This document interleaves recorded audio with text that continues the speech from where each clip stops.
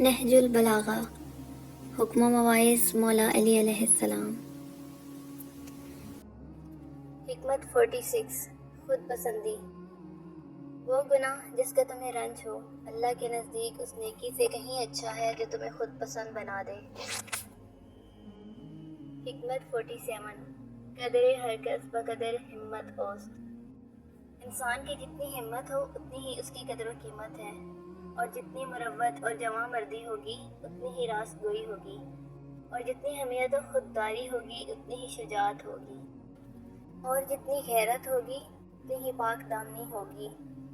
حکمت 48، حزم و احتیاط۔ کامیابی دور اندیشی سے وابستہ ہے، اور دور اندیشی فکر و تدبر کو کام میں لانے سے، اور تدبر بھیدوں کو چھپا کر رکھنے سے۔ حکمت 49، شریف و رذیل۔ بھوکے شریف اور پیٹ بھرے کمینے کے حملے سے ڈرتے رہو۔